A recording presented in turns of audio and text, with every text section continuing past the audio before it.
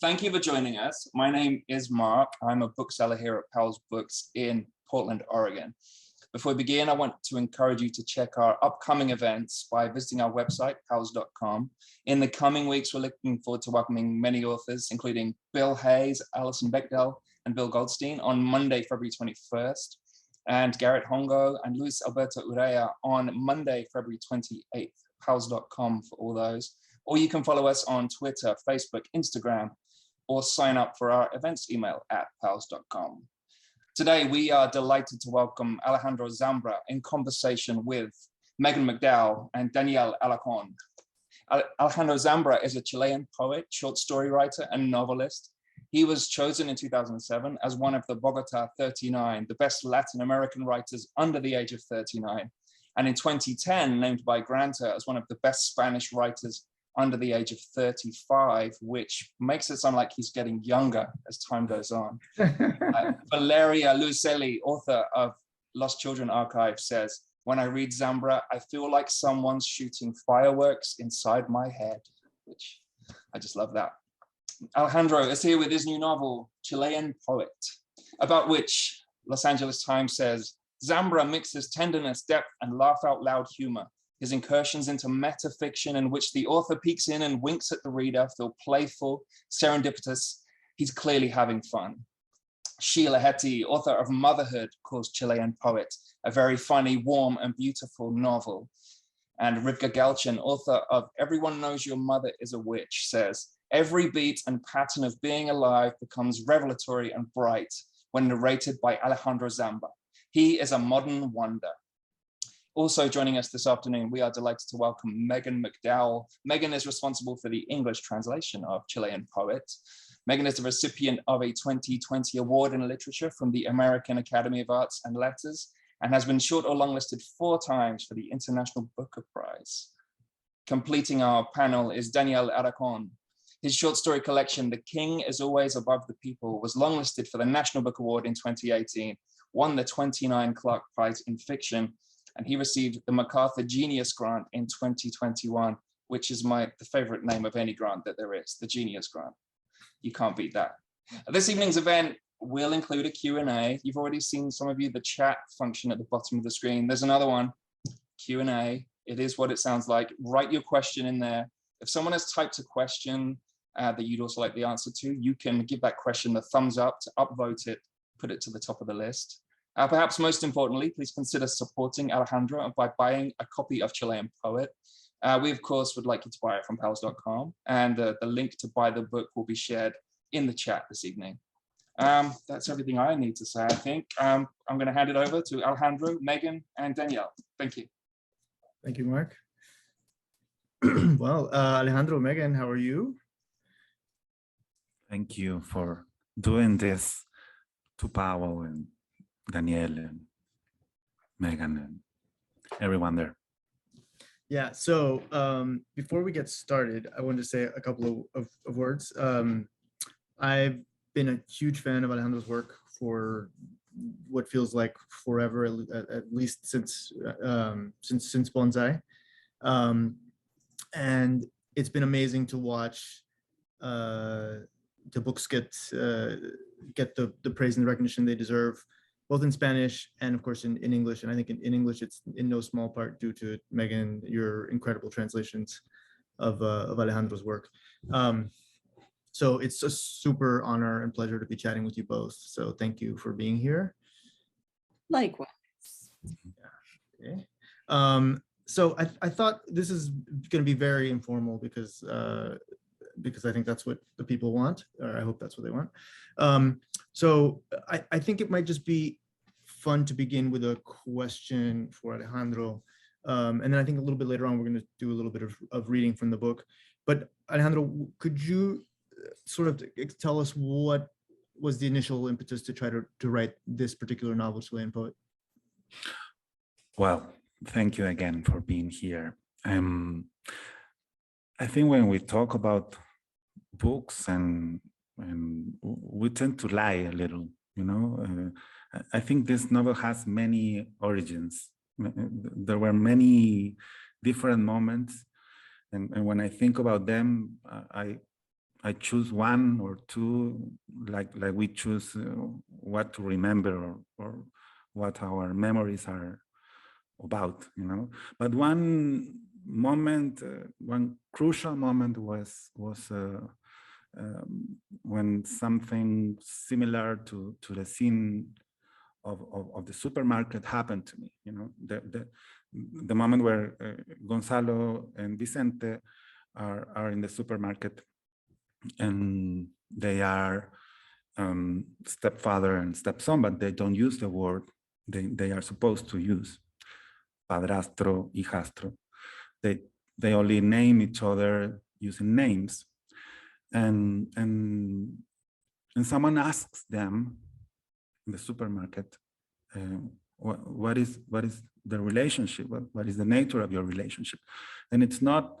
It is an innocent question. It's like just out of curiosity. It's not that well. They get the question, and Gonzalo doesn't know what to answer. And finally he answers, "We are friends." But he doesn't like his answer. He thinks the boy might be disappointed, which is not necessarily true. But there is some tension, and he goes home. They go home, and he keeps thinking about this. The word. You know, in Spanish, the word is a bad word. You know, it even means bad father. You know, the suffix has a pejorative connotation, and it's the only word we have. You know, so you have to use the word if you want to use the word. But most people choose, and they use other words, or they use like the legitimate word, like padre, mama, papa. So he has this fight, this kind of stupid fight with the dictionary. he looks up the word, and he confirms that the word means bad father. This is one of the official meanings, but the Real Academia Española. And he tries to find out what happens with this word in other languages. And there are languages like English where the word works differently.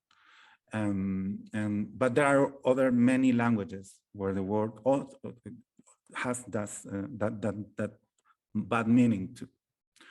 So in a way, that's when I decided that this guy was a poet. Because I think that's what poets do. They fight with words, with each word of the poem. In this very moment, there are many people writing poems, and they are facing words. They are dealing with words, and they want words to mean something different. They want to change words, and nobody seems to be aware of that. But I think it is incredibly beautiful to think that people are fighting in silence with words, and they want them to be different, and they are really committed to that writing. So that was the moment where this novel, in a way, began. Now, you, Megan, have been living in Chile for 7 years now, and you've been translating Alejandro's work since Ways to Go Home? Ways to Go Home, yeah. Private Lives of Trees. Oh, Private Lives of Trees, sorry. Private Lives of Trees, beautiful book, yeah. So I asked that because you are acquainted, very well acquainted, I presume, with the peculiar Chilean psychosis of everyone has to be a poet. And so this kind of private struggle with words that Alejandro's describing, you know it very well. And in particular, I wanted to ask you how it is that you approached not just translating a novel, but translating a novel where the protagonists are these people who are playing with words, and the words themselves have such, the meanings of the words, and they have such weight. Right. Well, you know, people always have this idea that the goal of a translation is to be invisible. You know, you should read a book and it should feel as if it were written in English, in my case. But in this case, it wasn't like that wasn't possible, and it wasn't even a good goal, really, because it's so much about Chile and it's so much about poetry. And so a lot of times, you know, we had to talk about language and talk about Spanish. And the padrastro is a really good example of that, because, you know, I have had that experience so often in Chile where, you know, I learned that word, I learned the word madrastra, and I have one. So whenever I told a story about my madrastra, I would use that word and people would say, Megan, no, you shouldn't say that. You have to say la mujer de mi papá, you know? And I was like, why? Because, you know, there's a word exists for that. And it took me a while to realize that it's considered like a pejorative term. And I was worried about that. Like, I thought about that a lot as I was translating, because to me, stepfather and stepmother are not a negative word. And it is explained in the text, you know, the word is ugly in Spanish. And so it's kind of like we have to give the reader that The context, cultural context, yeah. And then also there's a poem in the end, which maybe we'll read in a little bit, but it talks about, in Spanish, it talks about the genders of words, which is an important theme. There's a character who has trouble with the genders of words. And that was kind of a obviously difficult thing, because in English, words don't have genders.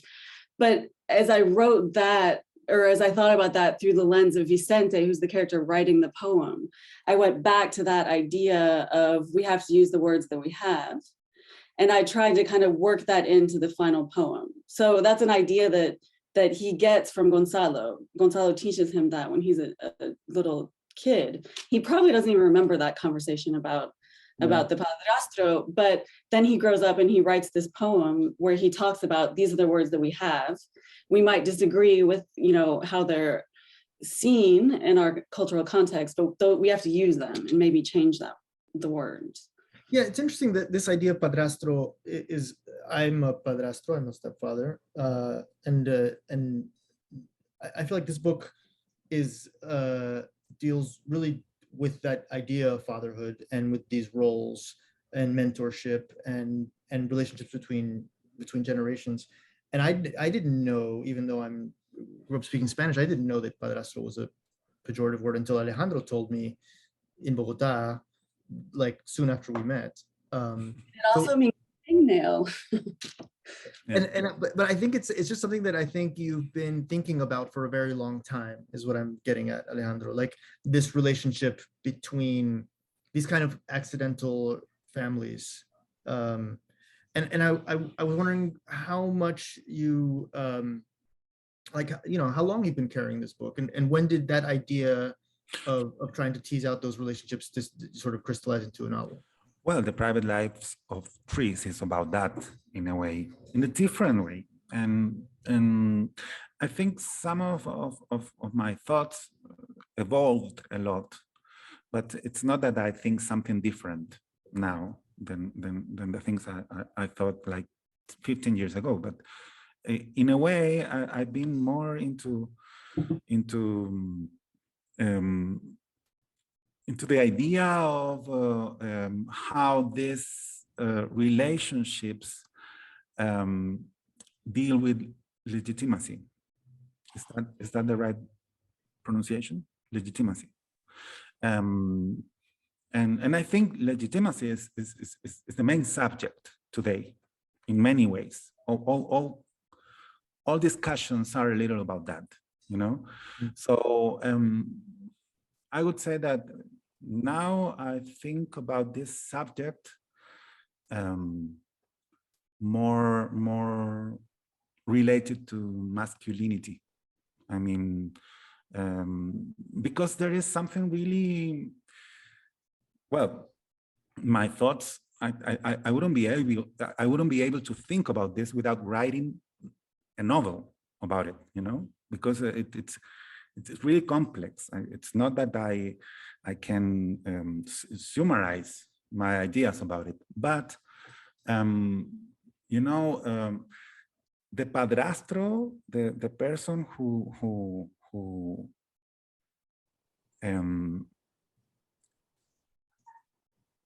Gonzalo, for example, this character, he shares the prejudice. He is a stepfather, and at the same time, he can understand why the prejudice exists. And this is something really sad, because if you think that the only possibility is constructing yourself as an exception, you are alone. And I think some part of that we could some of it is happening to many men today, you know, because in a way you understand what is going on about masculinity and the position of men and how to handle that. So in a way, you have to think about gender, but at the same time, you don't share those thoughts with other men. You know, there is a big crisis, which is not our crisis, because, well, this is something I don't know if I should say now, but with Daniel, precisely, we've been talking about this, not about literature, about life, and about what it means to be in that position for a long time. But it's not the natural thing. Men, we don't talk to each other that much without competing, and this is something that has to change.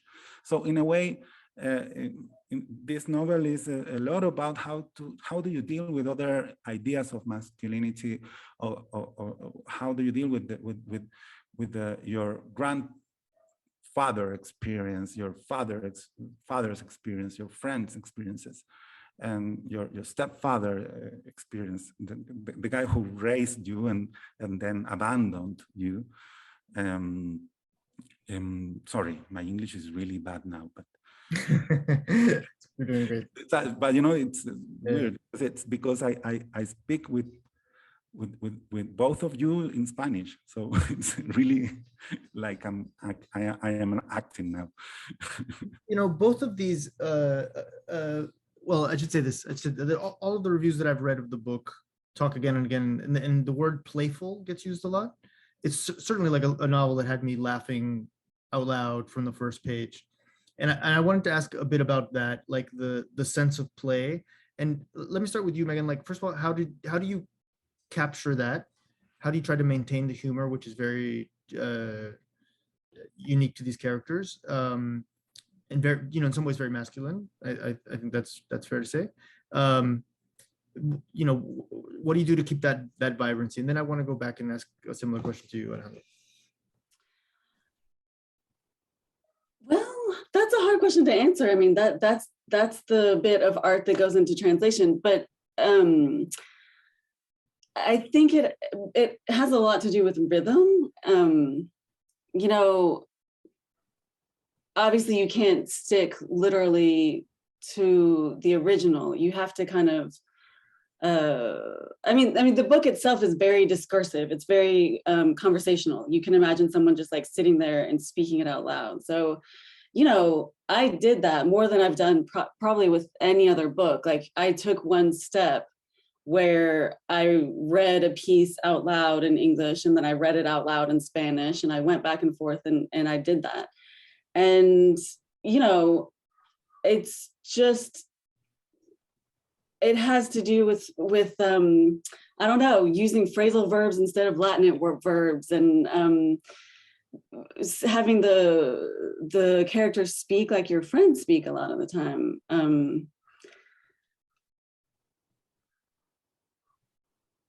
And then there were certain parts, like one of my favorite parts is possibly one of the most brutal, but possibly also one of the funniest, is the tirade that Gonzalo writes against biological fathers. I don't know if you remember.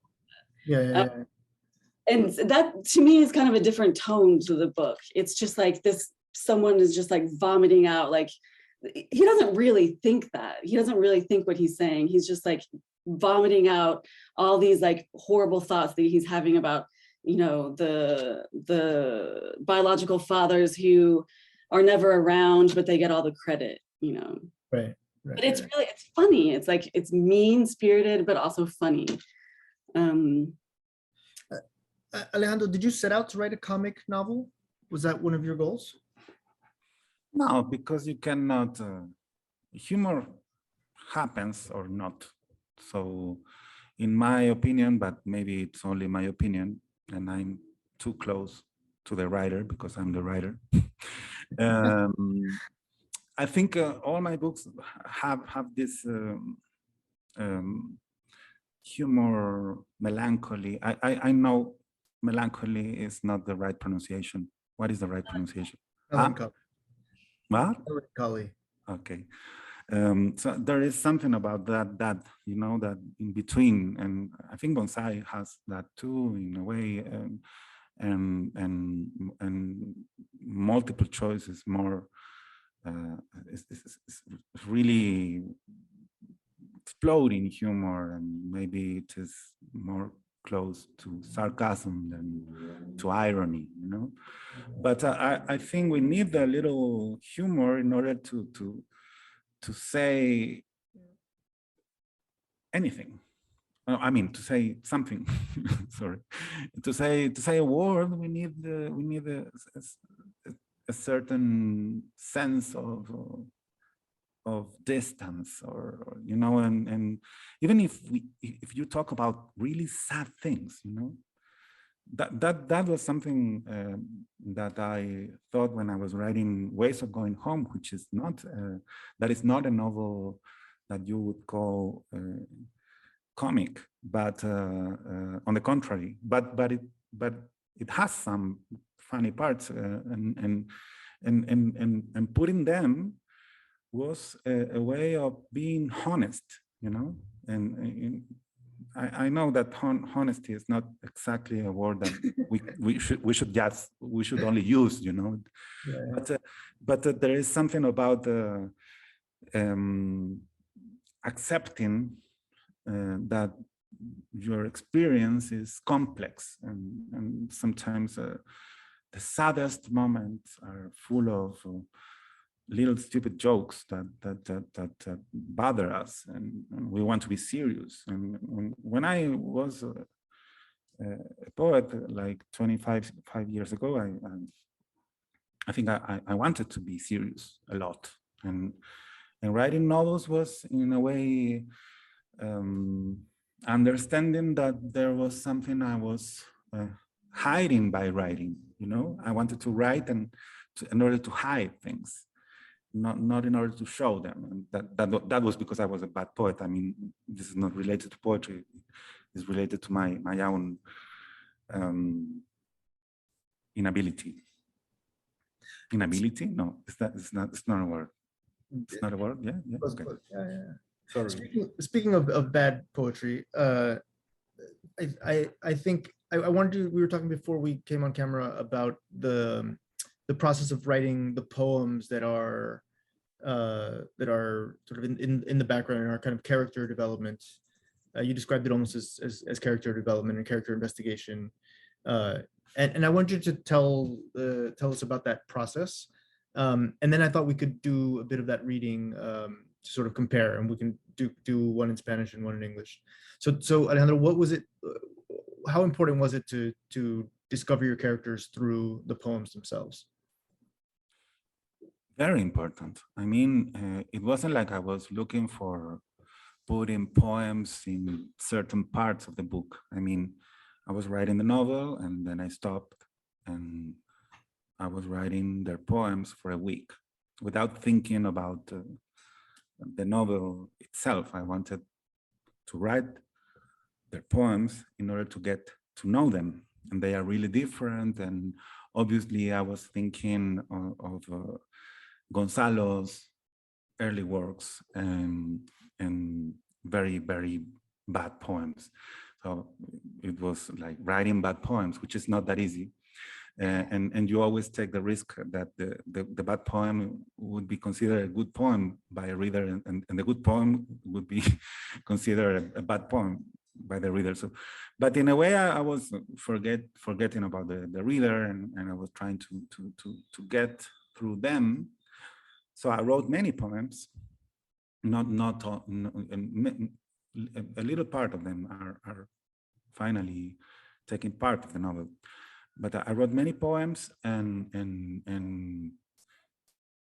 afterwards, the novel changed a lot because I think I got to the characters on a different level, and they started to be well, what did you learn more about like what did you learn about them by writing the poems?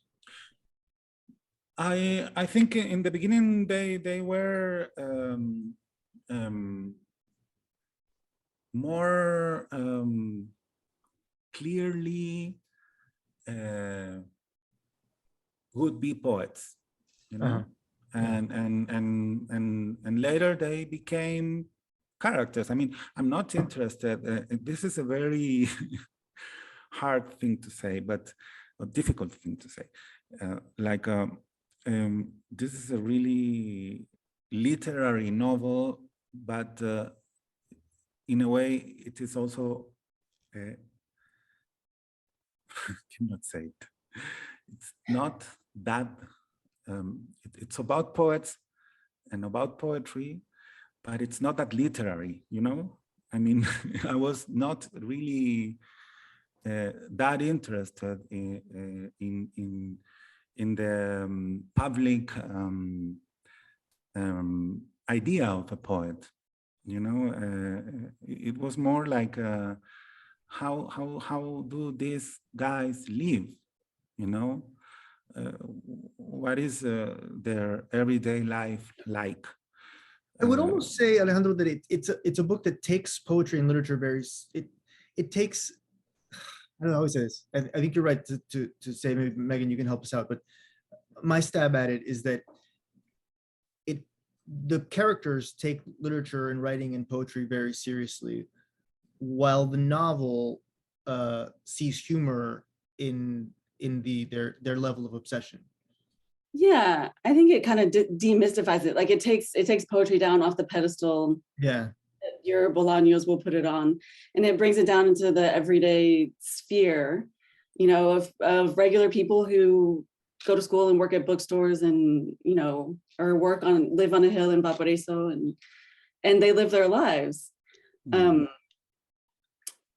the poetry is the same as the idea of a stepfather. The world of poetry is like a chosen family, the same as a stepfather is kind of choosing their family, and the members of this family are are kind of constructing their relationships and their version of this family, which doesn't necessarily have, or let's say that the roles that have been passed down to them, you know, from past generations of poets, which are these, you know, macho men, don't fit anymore. So now the new poets have to kind of reinvent what it means to fill those roles and what those kinds of relationships mean.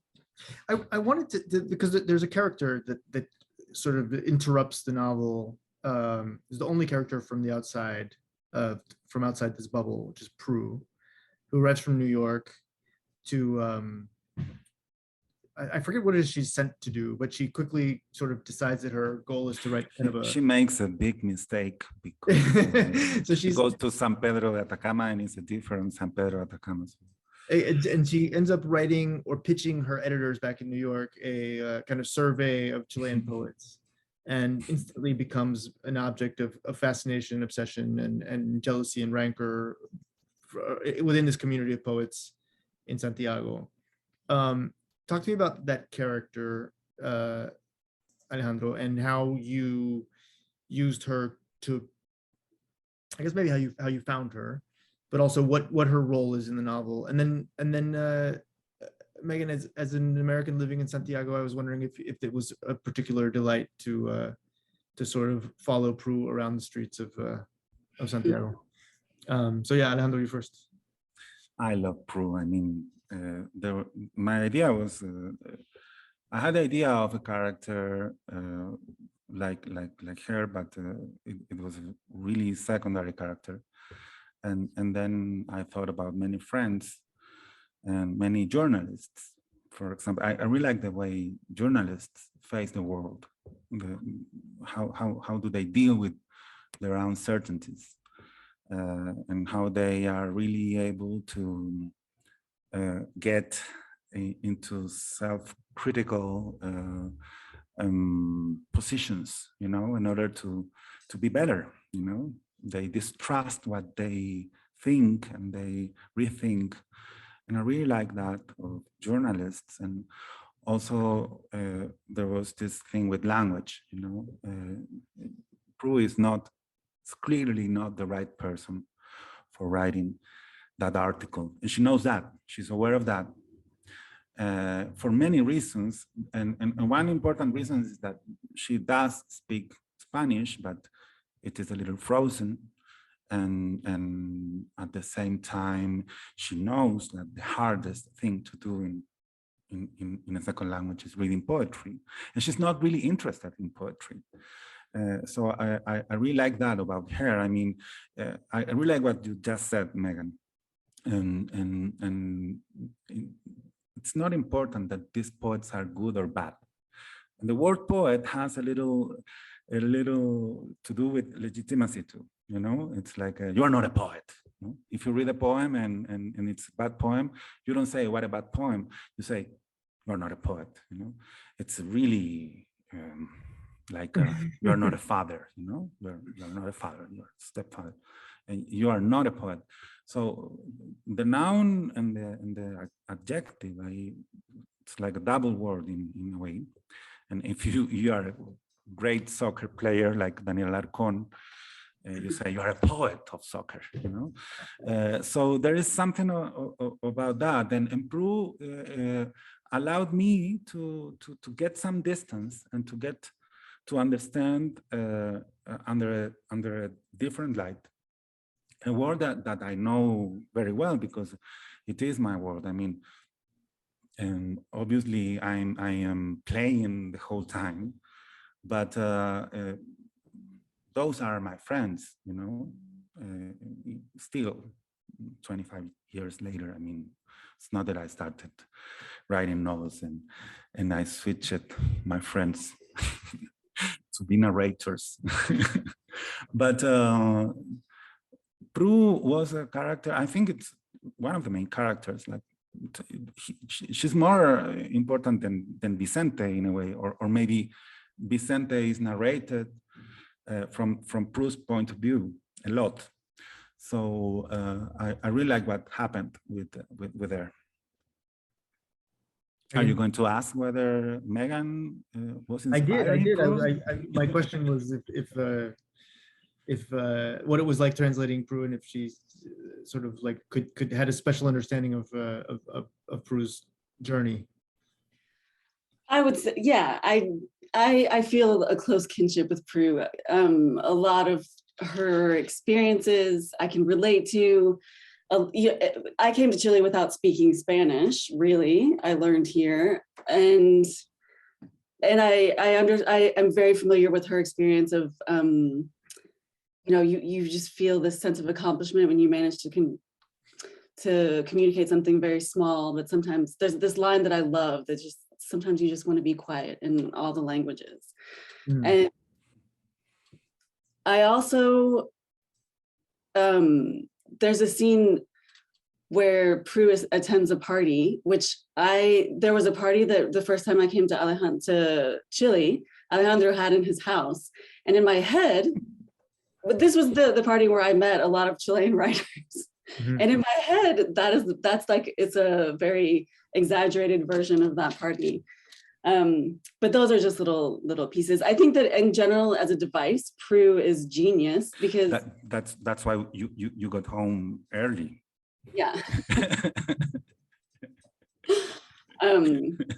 There's, this book is, I'm going to kind of repeat what Alejandro just said, but this book is so concerned with what it is to be Chilean. And me as a foreigner living in Chile, I'm very familiar with the way that everyone wants to teach you about Chile all the time. They always want to tell you, this is what it's like here. They want to teach you. So this whole, the chapters where you have Prue interviewing the poets and they're telling her, this is what it's like, this is what it is, and you learn about Chile, but you also learn so much about these characters in so little time, because they're talking about their own experiences, but they're also talking about the worlds that they live in. And I think Prue so easily could have been just this foil. She could have been a one-dimensional character, but she's really well developed. She's a human being, and she isn't the ideal person to write this. But the way she ultimately ends up writing the piece about Chilean poets communicates the world that they live in, and it's not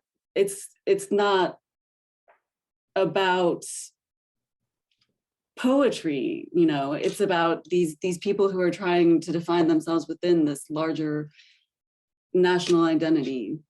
And history. I can tell you as a Peruvian, it's not quite the same experience when you go to Chile. Chileans aren't always trying to tell you about Chile. It's a little bit different, but I completely can imagine this point. I remember when I first met with Alejandro was at a party in Bogota in this case, and I was also imagining, I've been to parties like this with the preening and the ego and the showing off and the dramatics, and it was just so hilarious and beautiful moment in the novel. There's a couple of questions here, one from Melissa. She says, it's such a wonderful book. Having lived in Chile in the 1990s, it felt like it captured the time and the place so well in the beginning, but at the same time, it feels universal. What are some of your biggest inspirations from film and literature? My biggest inspirations, this book is really related to Chilean poetry, but not a history of Chilean poetry. The idea that we had this great poetry and at the same time we lived in this terrible country. There was a moment in the middle of the 90s where many of us were like, this is really a terrible country, a shitty country with a great poetry. And the only thing we liked about our country was that tradition. And it was sad. It was, but at the same time, we decided to belong to it in a very childish way. You can ask yourself that, like, why I was like a 15-year-old that wanted to be a poet, and it didn't seem to me like crazy, because I had this idea that poetry was around, and maybe it's a stupid idea related to success, because we had these big poets and they were really successful and they were known worldwide. And you cannot imagine how many novels about poets have been written in Chile. You can imagine how many novels with Neruda as a main character are, but many other. So the poet was some sort of a character already in Chilean literature. So it's hard for me to think about movies, but in a way, yeah, there are some of them. I haven't thought about it, but the experience of getting to know the poets when I was 20, 25, this was an open world. I mean, books were expensive. We didn't, we were not interested in reading novels, recently published novels. We didn't go to bookstores, and books were expensive, and this was more related to photocopies, to secondhand books, and we were interested in all the poetry in the history of the universe, and from the classics until the poem that was writing your fellow there, and novels were okay. I mean, I read novels a lot of novels, but classics. You know, I wasn't into the contemporary idea of. I mean, I wasn't reading. I wasn't reading this novel, you know? And I think these characters will be reluctant to read this novel, you know? In a way, I felt that poetry was everything. And I think I still think that, but in a way, this novel is a lot about that. There was a related question that I think is important, or I think the answer will be interesting, from Cher Davidson. It says, what is your relationship poetry-wise to Neruda? I mean, we all read Neruda very young. I mean, it's hard to be Chilean and not to know by heart some Nerudian, a few Neruda's poems, a few Violeta Parra's songs, you know, they are really there the whole time. Mm-hmm. So, but I wasn't really interested in him when I was 18. You know, maybe it was unfair. I mean, there are parts of his work that are amazing. But then I read, later I read César Vallejo, and it's really stupid to compare poets, but I did that all the time. And when I read César Vallejo, Neruda became invisible. I mean, when I read Trilce or Poemas Humanos,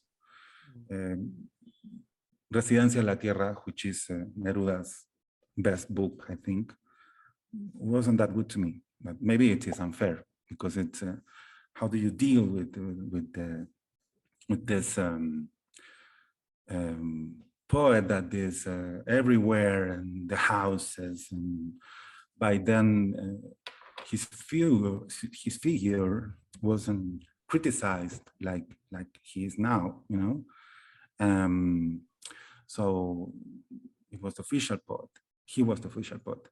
But I was more into Nicanor Parra, Enrique Lin, Jorge Taylor. Later, Gabriela Mistral was really important. But we also grew up reading Gabriela Mistral poems for children, for example. So I think this next question, I think, is a good one. It's for both of you. And I think this would be where we should read. It says from LT, was it challenging to write poems in two different voices, which I assume are also different from your own? I think you've alluded to this, but maybe we could sort of talk about this answer with an example. If you want to pick a poem, and maybe we can hear it in both languages. I would vote for the last poem. Okay. So you want to do Garfield? So no, I read too. Whatever you choose. So I can read in Spanish first? Yeah, please. The latest poem, you mean? Yeah.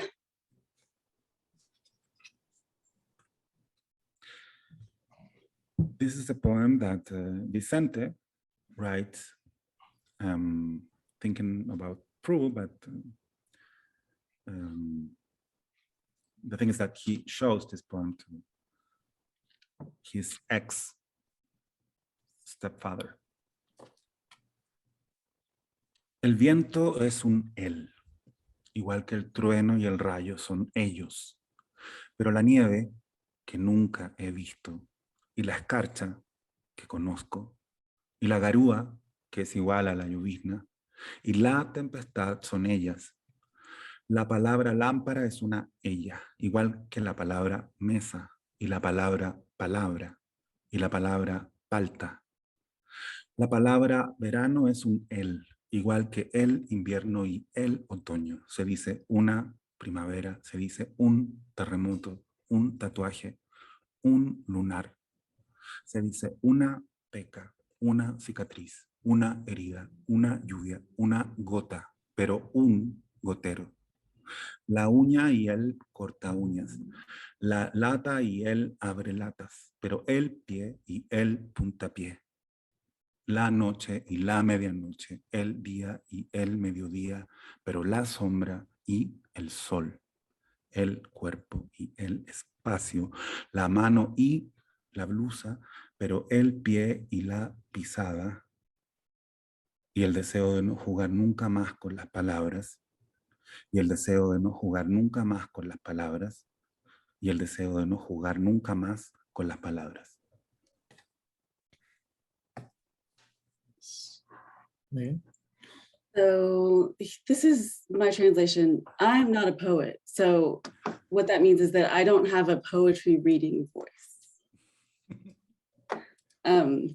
So in my mother tongue, the word for earthquake is masculine, though I may disagree. The word for tattoo is two. The mole on your skin, that's male. But a freckle is female, like a scar, like a wound, like the rain and a raindrop. But a leak, now that one is male. The wind is a he, same as thunder and lightning. But the snow, which I've never seen, is a she. And the frost, which I have, is also a she. And so is the drizzling rain and the storm. The word for lamp is a she, naturally. And likewise the word for table, and the word for word, and the word for chart. In my language, the words for winter, summer, and fall are all male. Only spring is a female season. And I may disagree, and I do, but those are the words that we have. A fingernail, she, and nail clippers, he. A bottle, she, and its opener, he. But a foot and a kick are both he. Night and midnight, hers and hers. Day and midday, his and his.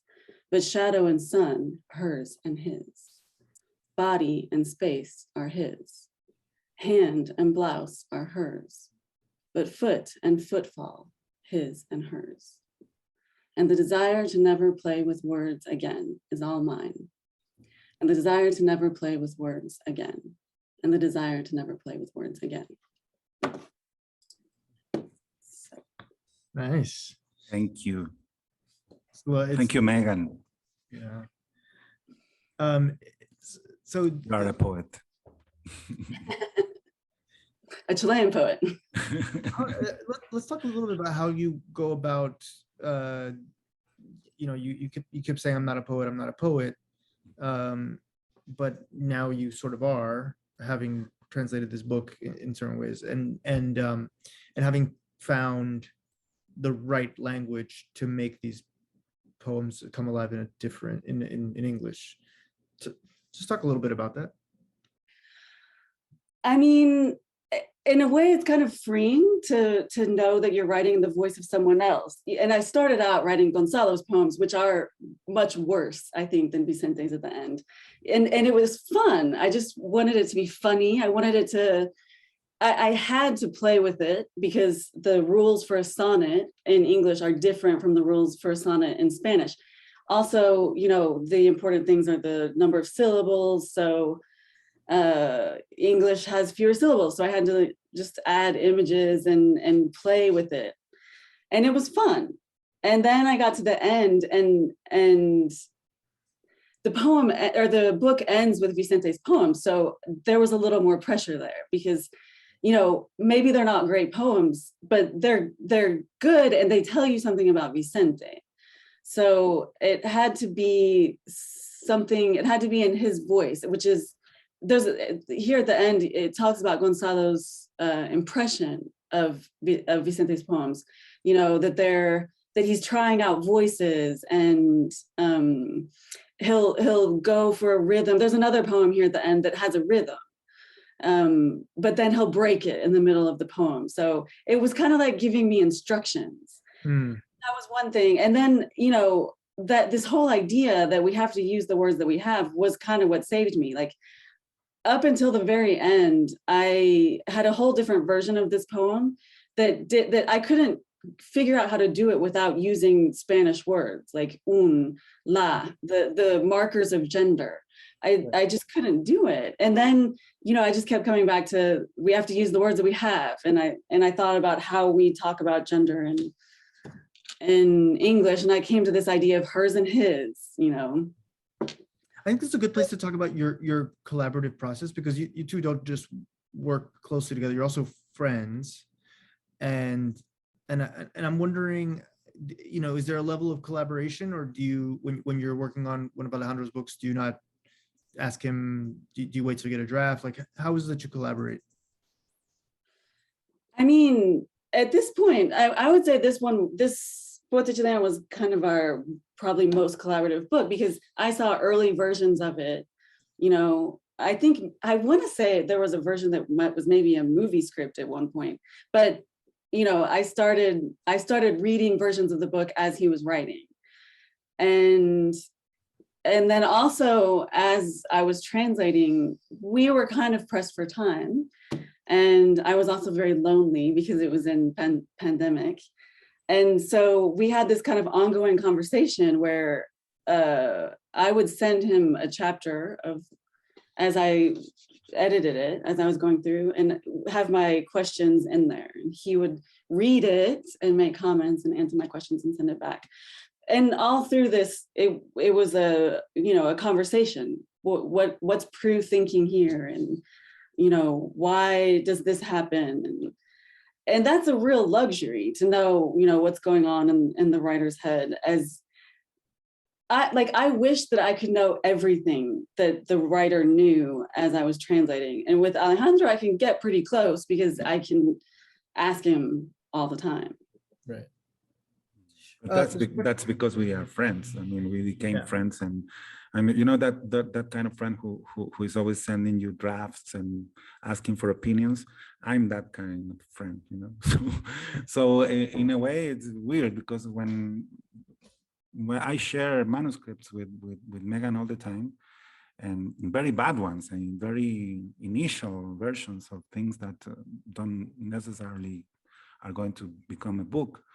And it's not about translation. You know? My feedback is not about how would be this translated into English. Megan is generous enough to act like the great reader she is in Spanish, in Chilean Spanish. You know, so this is something I've been always grateful, and I will always be. It's tricky because I think this collaborative movement is more related to friendship than it's not really needed by the book. I mean, I think if I would be dead, well, no, I don't want to think about that, but the book will be the same in a way, but it would be like really stupid not to share this online process, because we are friends and we are really aware of what's going on in each other's lives, and it's related to that. Yeah, I also think that you know, people who heard the Spanish and the English can tell that those two poems are really different. And I think that the fact that we are friends gives me that kind of freedom, because I ask for his opinion and I know that he'll give me an honest opinion, and I know that he trusts me, and I can kind of take those kinds of liberties where I think maybe otherwise you would have to be more literal. I don't know. And we do talk a lot about words. the whole time, not necessarily about books, about our books or the books Megan is translating, or my books. We have this habit of talking about words, you know, and I think that started to happen when I was living in English. Mhm. I mean, we were friends long before that, but when I was there, we used to talk, and it was like switching countries, because she started living in Chile when I moved to New York, and we spoke a lot about words and many topics related to words. I was thinking about a long conversation about when a word, a foreign word, belongs yours, for example, becomes yours. Sorry. When a word that you use in a second language becomes yours, and you feel it, and maybe you even kill it in a way. You know, you don't see it anymore. You know, we were talking about this beautiful words like homesick. You know, that you don't think about home and sick when you say homesick, but I think about that word every time I say the word homesick, homesickness. I see those two words colliding, you know, and there is a moment where you don't see that anymore, and you don't see the word sol, sun, and the word edad, age, when you say the word soledad, you know, as a native speaker of Spanish, either. So we're almost out of time, but Luisa here asked a great question in the chat. I'd like to know more about how masculinity is deconstructed and reconstructed in the book. Can you please discuss how patriarchy was and still continues to be shaped by the dictatorship, and what elements in the book are universal? We only have about a minute left, and I know that's a big question. Summarize that in 60 seconds. Alejandro, do you have anything to say about that? And I'm sorry, Luisa, but the conversation went in another direction, and I didn't get to this, and I just saw the question. Oh, but it's really important to me. Very important, yeah. That I mean, but it's not that I would impose a way of reading my novel, you know, but to me it's crucial. And maybe you would, well, we have 60 seconds, but maybe I think in a way this is about how our need of have some sort of long conversation about what it means to be men, and to start trusting each other again. I mean, really, no, not the way you can see many attempts to represent that conversation, but I'm not sure it is really happening.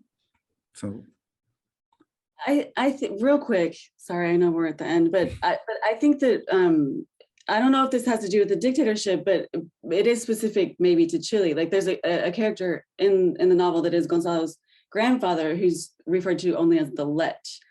And he represents the forefathers. He represents kind of one of the main versions of masculinity that have existed in Chile. And he seems like a caricature. He's someone who went around fathering children and then leaving them. And that's a socially acceptable way to prove your masculinity. And Gonzalo, who hates him, rebels against him, doesn't want to be like him. But in a way, he only knows what he doesn't want to be, but he doesn't know what he wants to be. You know, he doesn't have this model for him as a father, as a man. He's not trying to fit a role. The role doesn't exist anymore, I think is one of the things that this book is saying, that he's bouncing around because he doesn't know what the role is. Absolutely. Does that make sense? Yeah. I think that there's a lot more to unpack about that. I feel like we could have talked about this for the whole hour. Yeah. I think there's something that just as you were speaking, I couldn't help but think about the generational shift in Chilean politics now, and the kind of generation that got skipped over You know, we went from Bachelet, Lagos, Piñera generation to Boric, you know, generation. And there's that middle generation, Gonzalo's generation, that just couldn't decide what it was. And Right. so didn't do it. You know what I mean? And that's probably a simplified version. I don't know if that was even in your head, Alejandro, but it's something that I kept thinking about as you were talking. Well, you know, it's not, I mean, the novel. He just wrote the book. He's not the expert. No, the novel, the second part of the novel, or the third part, takes place in late 2013 and early 2014, you know, and that was precisely the moment where Bachelet was being elected for the second time, and there was and that was a moment of big hope, but self-critical hope. You know, and Gabriel Boric and Camila Vallejo. I mean, Gabriel Boric, who was recently elected as Chilean next president. Camila Vallejo, Carol Cariola, and Giorgio Jackson were just elected, and they were going to become diputados. They were going to be in Congress, and they were well known as student leaders. So everyone was criticizing them, and at the same time, there was a hope related to them. So obviously, this has a lot to do with what you just said. Sorry, I have to go to put my kid to sleep. Yes, I do as well.